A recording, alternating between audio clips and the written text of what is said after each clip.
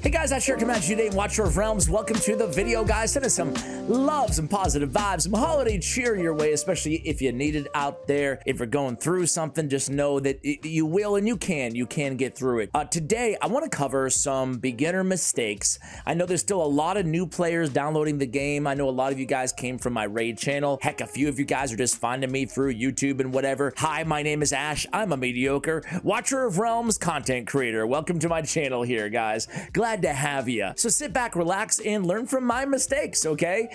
Now, this is a freebie for you guys, a little freebie. I do have a beginner's guide out there for a more robust kind of new player, walk around the game, explain everything. And I'm going to update that in the coming weeks for 2024 as well. But I digress.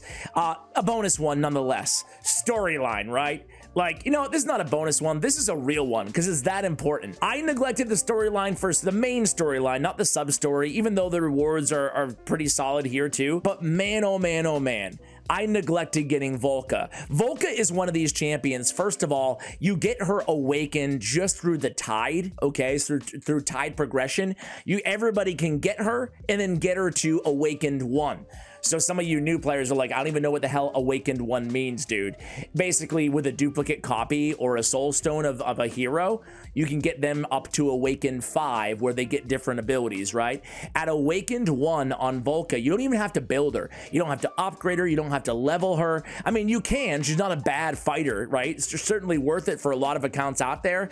Personally, I never even built her, right? I have her here with no gear on. She's what, level something, who knows? No promotions, okay? So I'm not invested in this champion at all. I'm only using her for her Awaken 1 ability, and that is allies revival time minus 25%. So revival time in this game is when you put a hero on the battlefield and then you take them off of the battlefield or they die. Most heroes, not all, but most, take 60 seconds before you can play them again. Well, a big part of the strategy in this game, the more that you progress in this game into the mid and then especially the late game, is going to be kind of rotating or cycling in and out heroes. You're able to do so many different things with a minus 15 seconds or more or less, whatever, depending on the hero again, using her, and she doesn't need to be on the battlefield. She just needs to be somewhere in your lineup. Now, in lineups, you usually have 8 positions or 10 positions, but you can only play 8 heroes at a time. So there's usually just going to be 2 odd men or women out. Volca can be one of those, okay? But of course, it would behoove you to build her too, right? Eventually. Always a good idea. But you can use her for that ability anywhere in the game. And you get her through the storyline. So don't neglect the storyline if you're a beginner player. Get Volca. Next one has to do with another hero, excuse me. Now, you'll see that I'm a bad boy, but I'm working on it, okay? And this is, again, I'm going to use mistakes here that I have actually made. And in front and center is Fuse Abomination.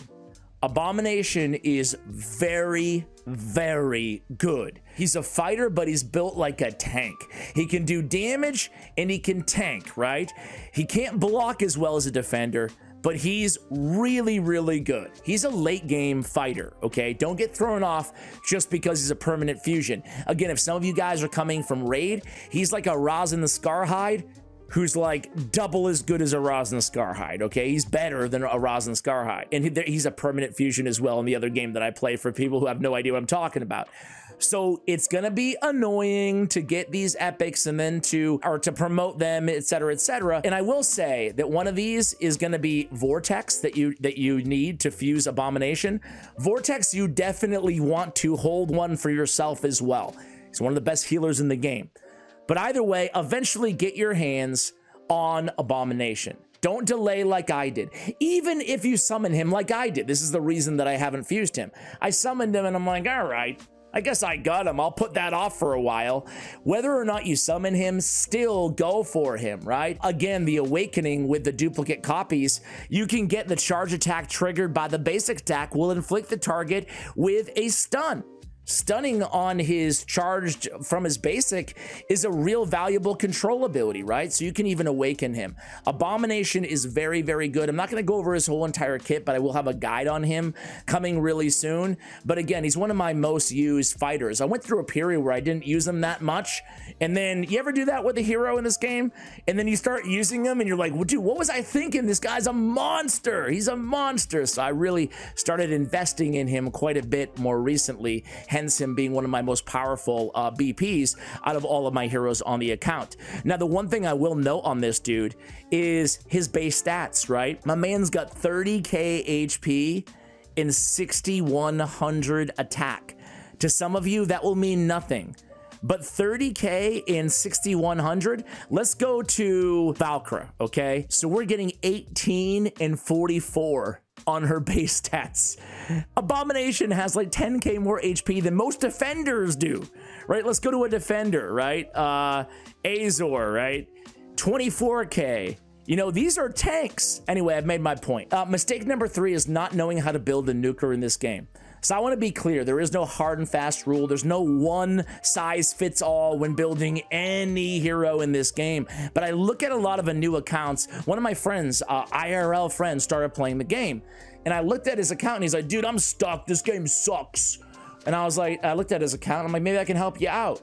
And dude, like, I don't know what the heck he was thinking, like how he's building his DPS, all of his nukers, any damage dealer on his account. First of all, we do care quite a bit about crit rate. So we want to, in the early game, you're gonna have to put crit rate. The only area you can get crit rate as a main stat is the bangle, okay?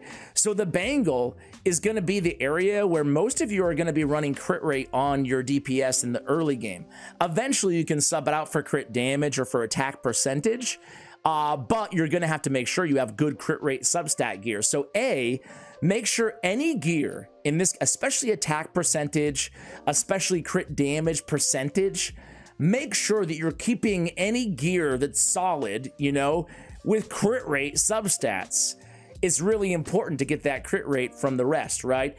Now, that being said, you know, you're going to be a little bit shy on crit rate. You might be rocking an 80 and 85%. It's not the end of the world, not as much as it is in other games of the genre, but it's still important to try for that 100% crit rate if you can. In the early game, you're going to have to use crit rate on your bangles in most situations, okay? In the early game, you want to be buying your gear from the market, from the Dwarven Association, versus spending a lot of time farming it, because that purple gear you get, it's crap and you're not going to use it at all in just a month's time or less, you know? Anyway, building nukers, right? You need to get damage out of your damage dealers. So the normal way of building nukers in this game, I shouldn't say normal. Again, it's not one size fits all. I would refer to Mabucket, right? Mabucket.com. There's a lot of websites out there. Mabucket's one of my favorites. You click on any hero and it will tell you their recommendations on what to put in each of these 3 slots. These are going to be attack and HP no matter what. These stats, the breastplate's always going to be HP, the weapon's always going to be attack, right? But these, they can be a bunch of different stats, right? Normally, most DPS, after, you know, we graduate from our crit rate on our bangles, we're going to want 1 crit damage percentage, 2 attack percentage items. There we go. So we're going to go 2 attack and 1 crit damage on most heroes. It's kind of a rule of thumb.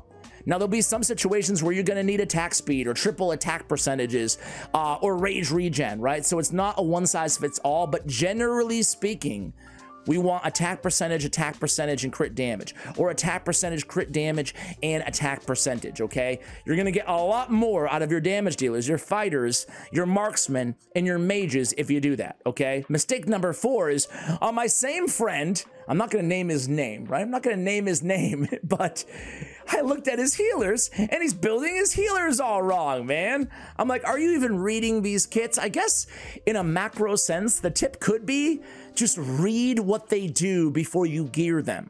Okay, just read what they do. It will go a long way for you. But he had his Vortex built with a bunch of attack percentage. And he's like, yeah, because healers use attack percentage, right? And it's like, no. Just read the skills, man. Grants HP-based healing to 1 ally in range.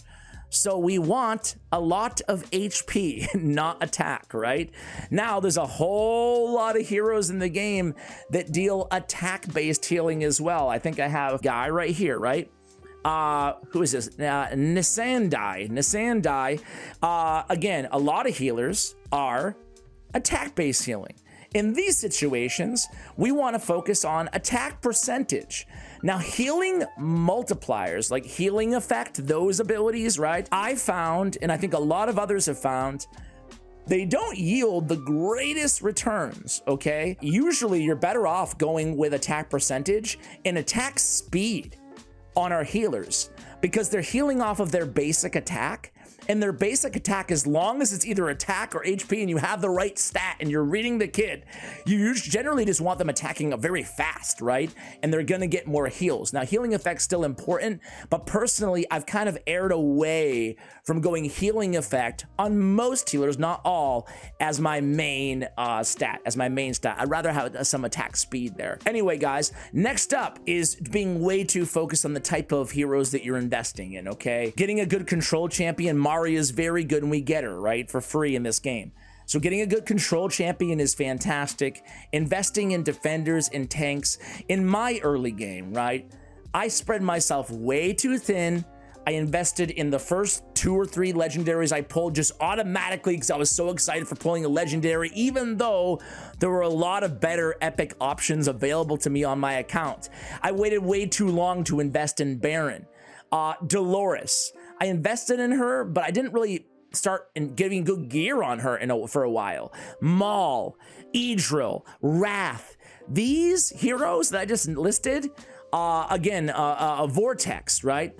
Hollow, Olog, Laurel. Laurel, you don't even have to, you know, put a lot of good gear on her, but they're better than a lot of legendaries. They really are, you know?